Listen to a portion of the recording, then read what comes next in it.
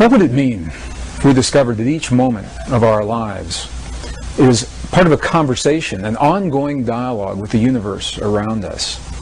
What if everything that happens in our lives, from the healing in our bodies to the peace of our world, to our marriages, our families, our romances, our divorces, all the things that we see as life in each moment of every day, what if they're a reflection of this intelligence, this field of energy that the ancients described in their language, and now that Western science is beginning to describe in a language that we recognize? Well, a growing body of scientific evidence suggests this is precisely the way that our world works. That the world, in essence, is nothing more and nothing less than a reflection of what we have become from within, our thoughts, feelings, emotions, our beliefs, our prayers. Princeton University physicist John Wheeler suggests precisely this concept in an interview recently. What he said was that we live in what he calls a participatory universe. But rather than thinking of the universe as something that's already created and that we're plopped down in the middle of it having these experiences, what Dr. Wheeler is suggesting is that the universe is a result of what we are doing in our lives. He says we're tiny patches of the universe looking at itself and creating itself along the way. Now, this is a radical concept because it suggests that when we look into the world of the quantum atom for that most minute, ultimate particle, we may never find it. Because every time we look, the act of looking is consciousness, placing, creating, building something there for us to see.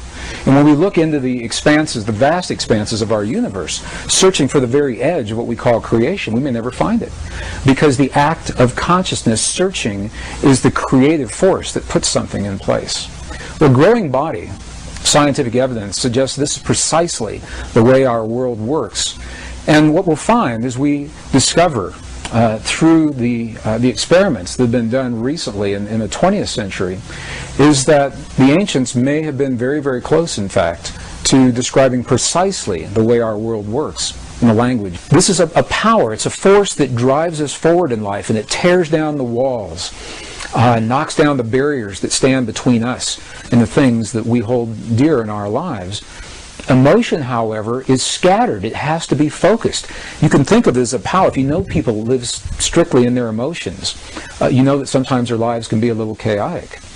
Well, the emotions need to be focused, and this is where the power of thought or logic come in, and it's associated with the upper energy centers of the body. Thought is what gives focus or direction to the emotions. In other words, we have a thought about something. We have a thought about a cloudy day outside.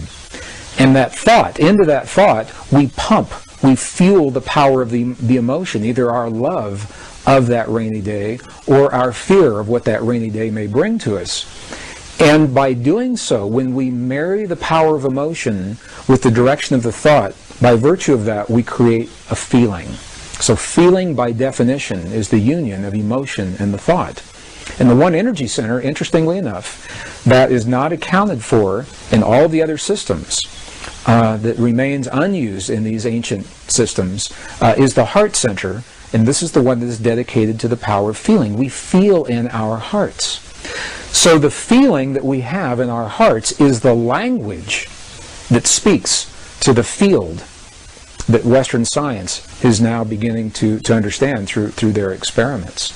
It's the power of human feeling that is the language that opens the door to the possibilities of what we create in our world. With scientists today, as they think about this field, it is so new, the idea is so new, that they've yet to agree even on a single term. Some scientists call this the quantum hologram. Some call it nature's mind. Dr. Ed Mitchell, former Apollo astronaut, calls this nature's mind. Scientists like Stephen Hawking call it the mind of God. As varied as the names appear to be, they're all speaking about essentially the same field, and they describe this field as a web or a net that underlies the fabric that links everything together. And it is this fabric, this web, this net, is what we speak to with the feelings in our bodies, with the feelings in our hearts. Ancient traditions not only recognized this relationship, they invite us one step further, and they left precise instructions in terms of how we apply this in our lives. In the late 1980s, I was an engineer working in the defense and aerospace corporations. I began exploring these concepts as an engineer, looking in the world around me to understand the history of those who have come before us. And it is that thinking that led me into the journeys of some of the most amazing places in the world, from the temples in Egypt, the Andes Mountains in Bolivia and Peru, into India and Nepal, the highlands of central China and Tibet, all through the American desert Southwest, searching for information and clues that would help us to understand how we relate to the world and how we can use this power of feeling, this power that speaks the language, the world around us. So as an engineer, when I began studying the principles of those who have come before us, the information that they left so that we could understand our relationship to the world around us and this ancient technology that today we call prayer, my thinking was that this kind of information would be best preserved in places that have been least disturbed by Western civilization.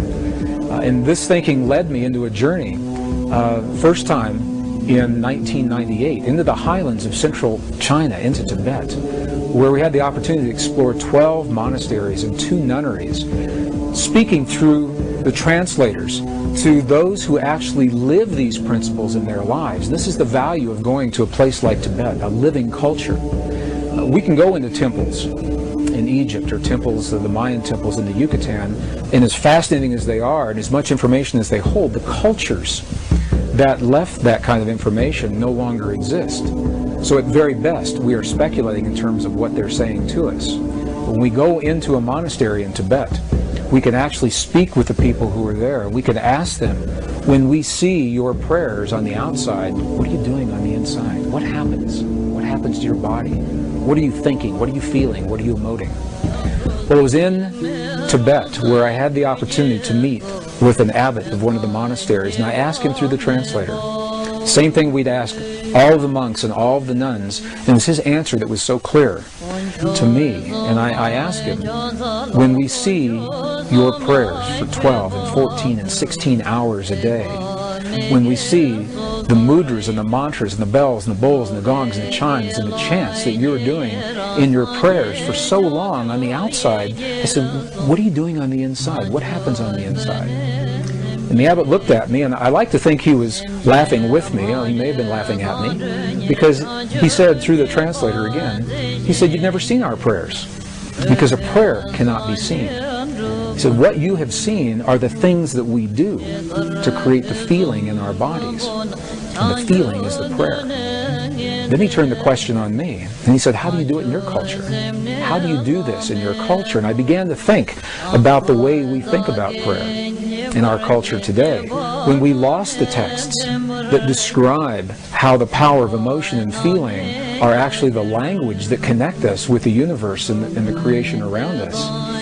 We began to believe that words are simply the prayers. If we say the right words, the right number of times, the right day of the year, the right time of day, that we've said the prayer. And as well-intentioned as those prayers may be, what we know is that there's a modality of prayer that carries us far beyond where simply offering the words will carry us.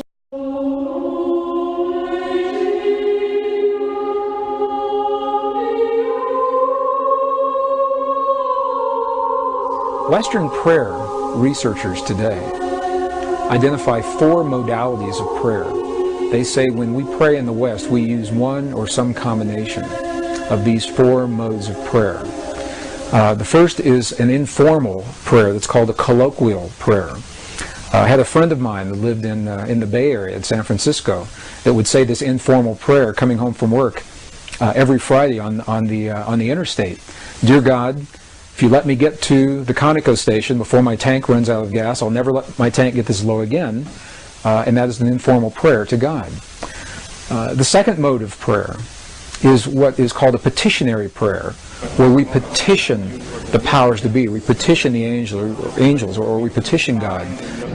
Amen. Dear God, I claim the right to heal and be healed now in all past, present, future manifestations. That would be a petitionary kind of prayer. The third mode of prayer is a ritualistic prayer. Now I lay me down to sleep. God is great. God is good. And the fourth mode of prayer is a prayer that has no words. It's simply a meditative prayer where we become aware of a presence around us and in the silence. And there's some dispute as to whether or not this is even a mode of prayer or not. But this is the way Western prayer researchers typically think of prayer in our world today. And as good as those modes are, and as well as they describe the way we pray, there's always been another mode, a fifth mode, that is not described in these modalities. And this is precisely what the abbot in Tibet was describing to us. He was describing a mode of prayer that's based in feeling. And he said we must feel the feeling as if the prayer has already been answered. And in that feeling, we are speaking to the forces of creation, allowing the world to respond to us, allowing this field, the quantum hologram, the mind of God, to respond to us with what it is that we are feeling within our hearts.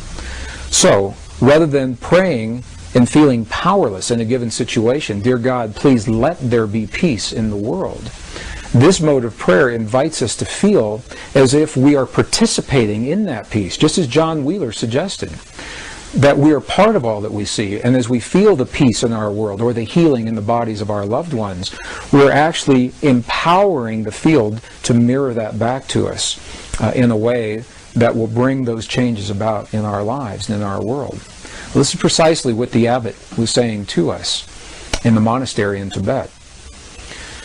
In the early 1990s, I had the opportunity to see this mode of prayer, this feeling-based prayer, enacted in a real-time situation. And I'd like to share the story because it perhaps best describes what otherwise is a nebulous concept regarding precisely how feeling-based prayer works in our lives.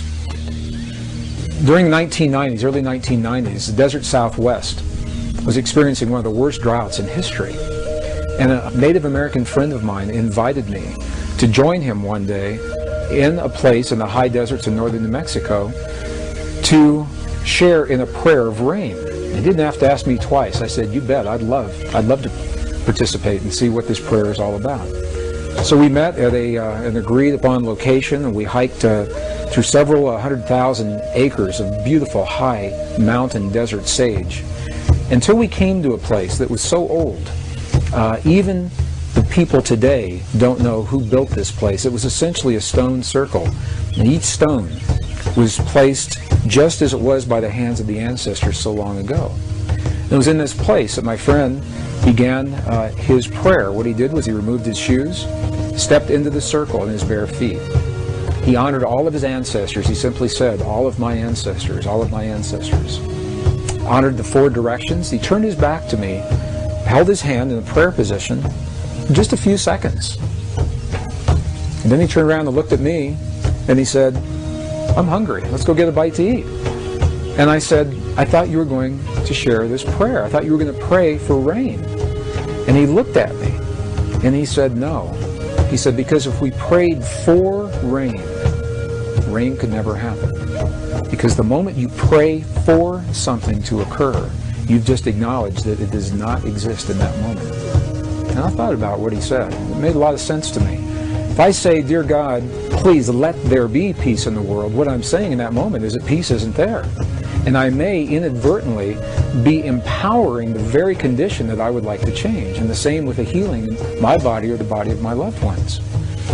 So I asked my friend, I said, if you didn't pray for rain just then, what did you just do? What happened when you closed your eyes? And you turned your back to me just for those few moments. And what he said was this.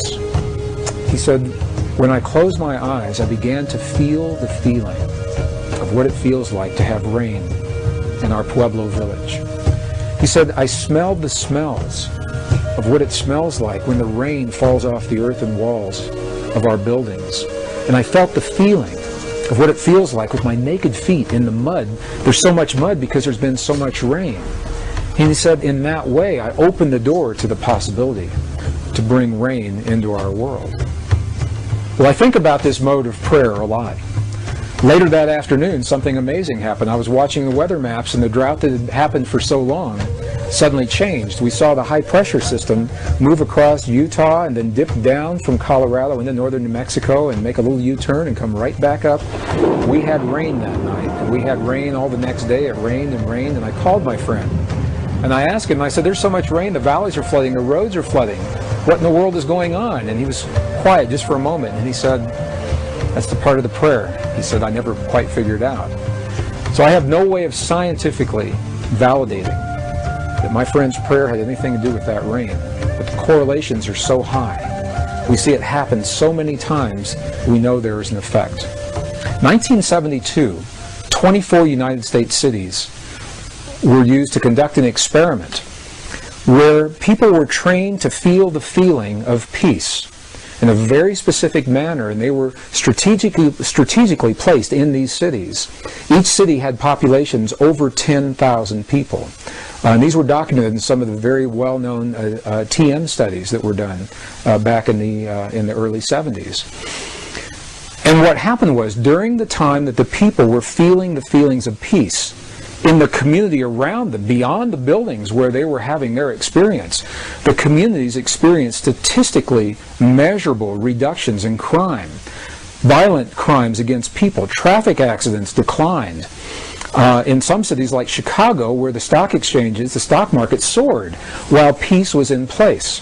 And when they stopped their prayers, all those statistics reversed.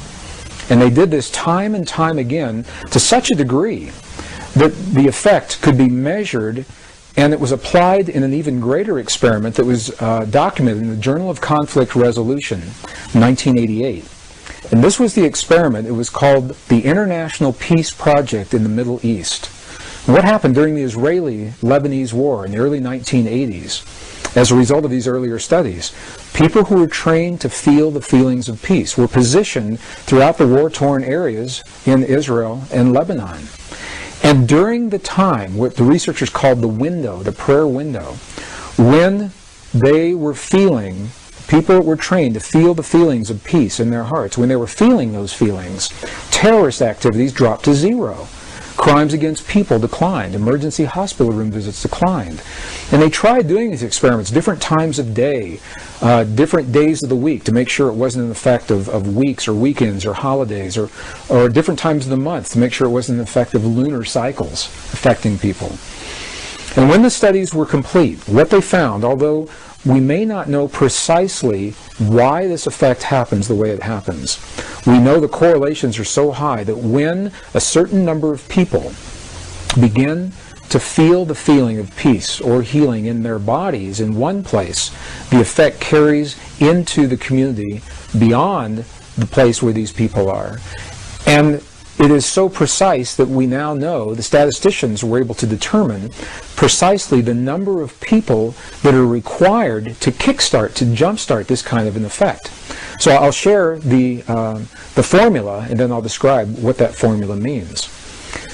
The effect is first noticed when a certain number of people are participating. And that number, the minimum number, is the square root of 1% of a given population. So what does that mean? If you have a city of 1 million people, for example, you take 1% of 1 million on your little calculator, and then you take the square root of whatever that 1% was, and that number tells you how many people are necessary, the threshold number, to begin the effect. Obviously, the more people that participate, the greater the effect. For a city of 1 million people, that number is only about 100. In a world of 6 billion people, the square root of 1% of the given population is only about 8,000 people. 8,000 people, according to these studies, are the number of people, that's all that's required, to feel the feelings of peace in their hearts in a given moment in time, simultaneously, to kickstart, to jumpstart that consciousness linked through the field, as we know the field exists today, before that peace is felt in the world around us.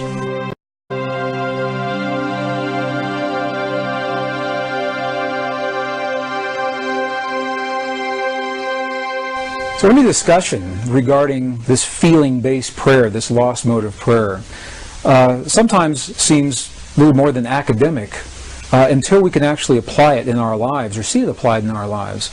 It's in the late 1990s that I had the opportunity to do precisely that.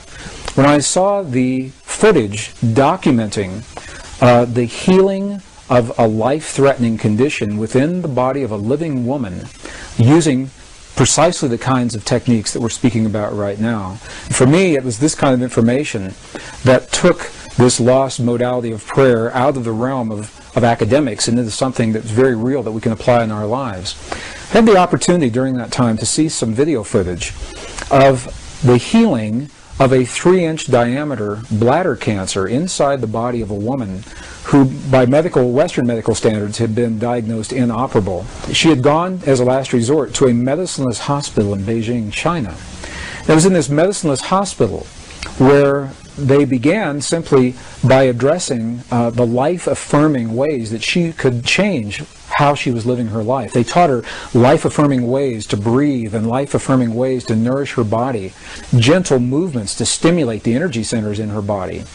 And as she was doing these and strengthening her body, at one point it made sense to undergo a process. Now I'd like to share this. I'd like to describe it to you as a very potent example of how the feeling world inside of our bodies has a direct effect, in this case a very graphic effect, on the world beyond our bodies. So in the video documentation, the film shows a woman lying on in a hospital room. She's fully awake, she's fully conscious, she believes in the process that's about to happen.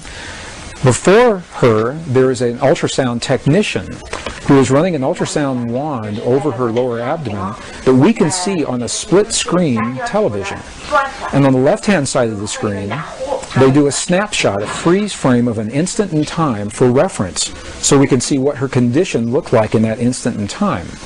On the right-hand side of the screen, we are able to watch real time as 3 practitioners stand behind her, working with the energy in her body and with the feelings in their bodies. And what they do is they begin to chant a word that to them they've agreed upon, that reinforces the feeling within them that she's already healed. The chant essentially says, already healed, already done. And as they begin to have this feeling and to say these words among themselves, on the computer screen, on the television screen, we can watch in real time this cancerous tumor as it disappears in less than 3 minutes real time. It's not like time-lapse on a documentary where you see a rose unfold in 30 seconds in something that normally takes days. This literally happens in less than 3 minutes. Her body responded to the feelings of the practitioners who were trained to have the kinds of feelings that they were having.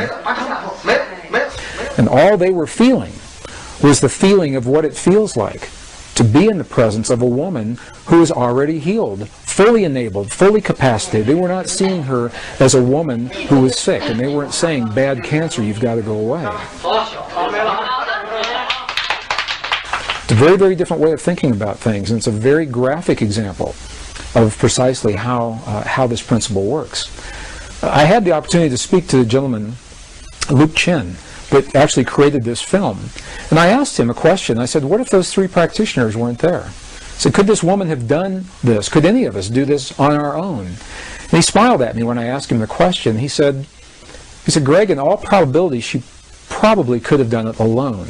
However, there's something about us humans in that we seem to feel more empowered and stronger when we're supported by others in the things that we believe in and in the things that we choose to accomplish. So while she probably could have had this feeling and done it herself, having these 3 practitioners work with her was the threshold that it took for her body to respond. All they were doing was having the feeling as if she were already healed, and in less than 3 minutes her body responded.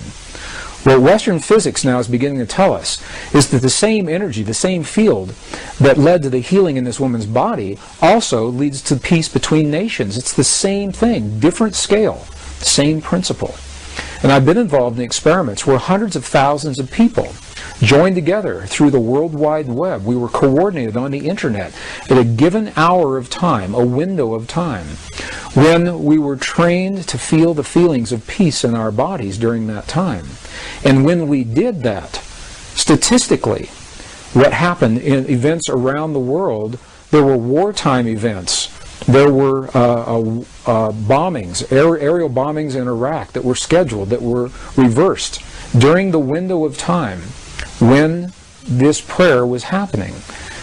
Crimes against people declined. Emergency hospital room visits declined. There was a computer research project at Princeton University that was able to document the field of consciousness on a global level while these prayers were going on, and they saw a little glitch, a glyph on the screen indicating that consciousness was responding to hundreds of thousands of people feeling the feeling of peace in the moment that it was occurring. And what this tells us is that the field we're working with is a measurable field. You can pick it up with equipment. It can be measured on the computer screen. This was part of the research project at Princeton University that was called the Global Consciousness Project. So the field is real. It's out there. And it responds to us in ways now that we're only beginning to understand.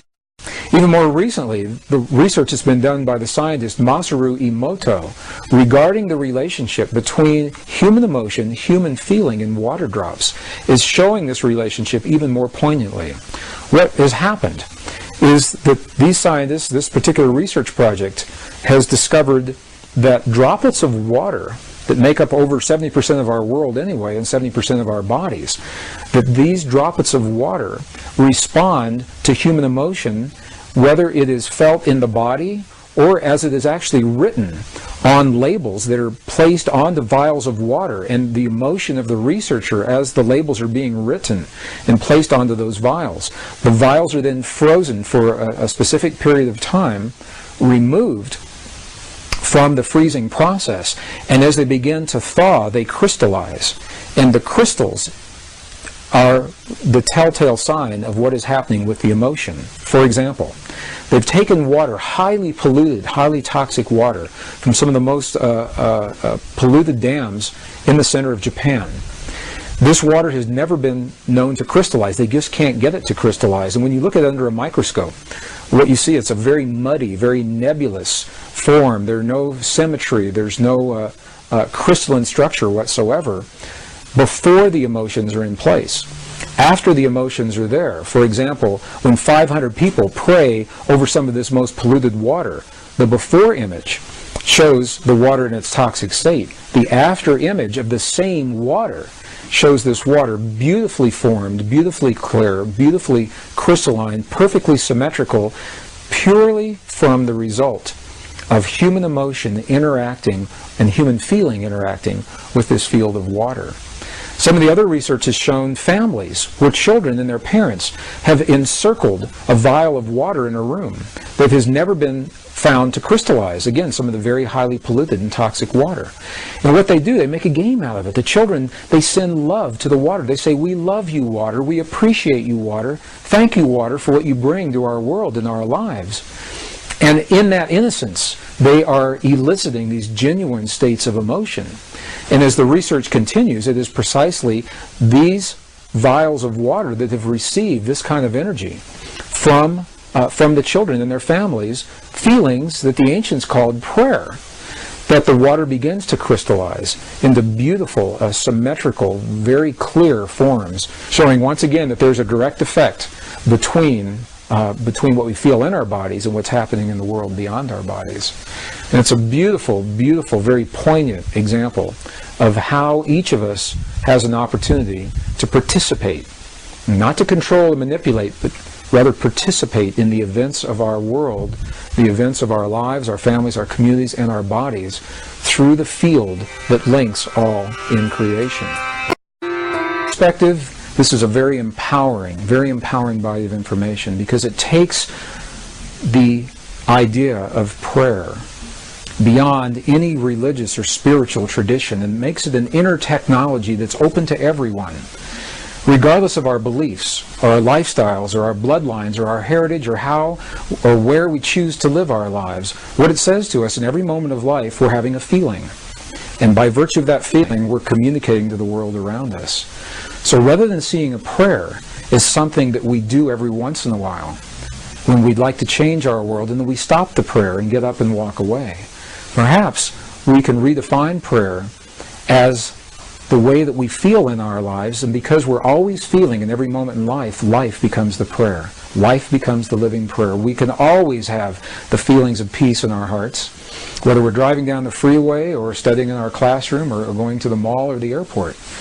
To some degree, we can feel that feeling of peace. Life becomes the prayer. And as we look at the world around us and we see a world that so many people is changing so very, very fast, some people feel the world is absolutely out of control, feel powerless to do anything about it. These subtle principles remind us that we're part of all that we see. The world around us is nothing more and nothing less than a reflection of what we have become from within. And in the language of those who have come before us, we're reminded that we must become the very things that we choose to experience in life. We must become the peace and the healing, the cooperation, the compassion, the love, the nurturing that we choose to experience in our lives. We must become those very things so that the field has something to mirror back to us. And in that way, we each are given the guidelines, hopefully, to help us to become better people. And as we become better people in that way, we build a better world.